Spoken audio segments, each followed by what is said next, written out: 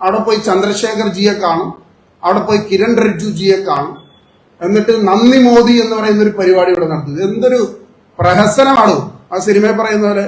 എന്തൊരു പ്രഹസനമാണ് എന്റെ സജി.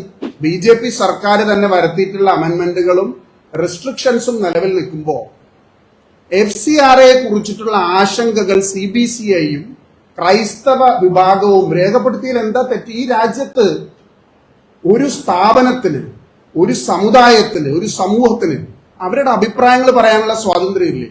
അപ്പൊ പറയാണ് ഞങ്ങള് വിചാരിച്ചപ്പോ ഞങ്ങൾ ഇടപെട്ട് ഇത് ഇപ്പോ മാറ്റിവെച്ചിരിക്കുക, ഞങ്ങൾ ചർച്ചയ്ക്ക് തയ്യാറാണ്.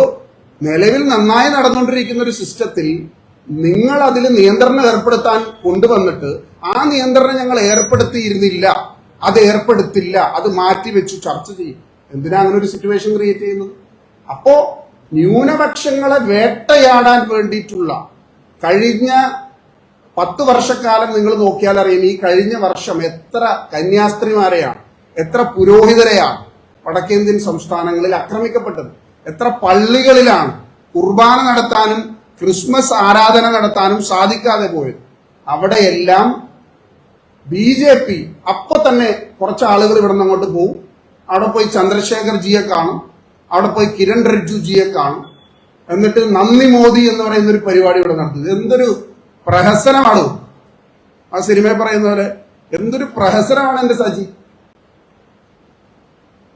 ക്രൈസ്തവ മതമേലധ്യക്ഷന്മാരെയും മാധ്യമ സ്ഥാപനങ്ങളെയും വളഞ്ഞിട്ട് ആക്രമിക്കാൻ ശ്രമിച്ചാൽ ഏത് വിധേനയും ഞങ്ങൾ അവർക്ക് സംരക്ഷണം നൽകും. ഒരു കാരണവശാലും ഈ ഗുണ്ടായിസം, ഈ വേട്ട അനുവദിക്കില്ല.